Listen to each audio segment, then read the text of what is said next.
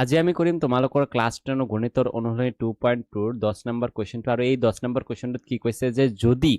x³ + ax² + bx + c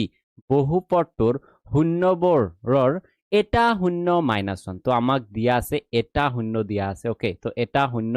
-1 তো এটা কথা মনত ৰাখিবা শূন্য মানে x ৰ মান ওকে শূন্য মানে x ৰ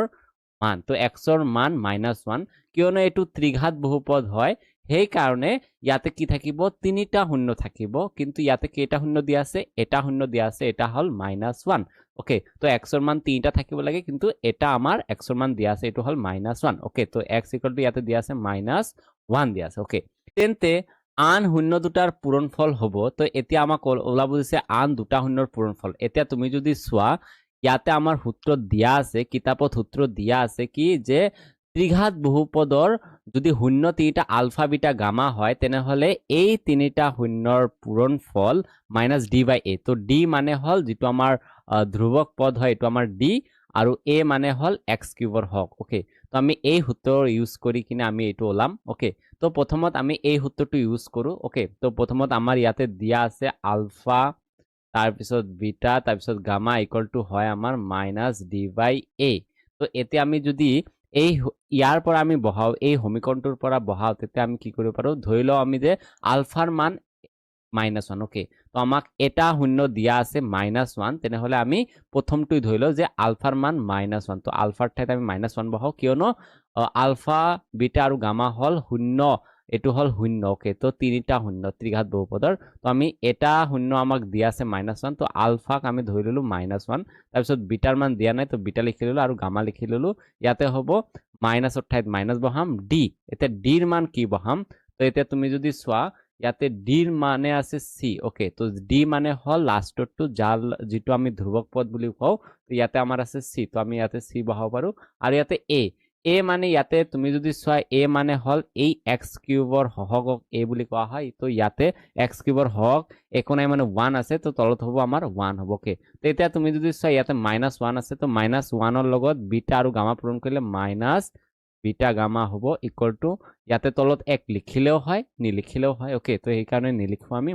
-c হৈ যাব ওকে এতিয়া দুয়ো পিনে মাইনাস আছে তো আমি উঠাই দিব পাৰো তো বিটা গামা = আমাৰ c হ'ব তো আমাক ওলাব দিছে যে শূন্য দুটাৰ পূৰণফল ওলাব লাগে শূন্য দুটাৰ পূৰণফল আমাৰ ওলাল এটো শূন্য দুটাৰ পূৰণফল আমাৰ ওলাল c ওকে তো এতিয়া আমাৰ c ওলাইছে ওকে তো এতিয়া তুমি যদি ইয়াতে চোৱা এনসাৰত চোৱা ইয়াতে c নাই ওকে তো সেই কাৰণে আকৌ তোমাৰ কি ওলাব লাগিব c ওলাব লাগিব এতিয়া আমি কি কৰিম এই যেটো আমাৰ বহুপদ দিয়া আছে এটুক p of x ধৰি লও ওকে তো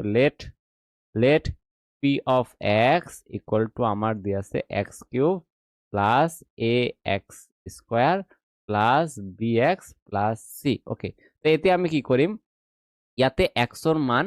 -1 বহাই দিও কিয়নো আমাৰ দিয়া আছে এটা শূন্য দিয়া আছে এটা শূন্য আমাক দিয়া আছে তো আমি x ৰ মান আমাক এটা x ৰ মান দিয়া আছে এটো হল -1 তো x ৰ ঠাইত আমি -1 বহাই যাম তো ইয়াতে আমি -1 বহাই দিলো কিউব হল প্লাস a ইয়াতে -1² হল প্লাস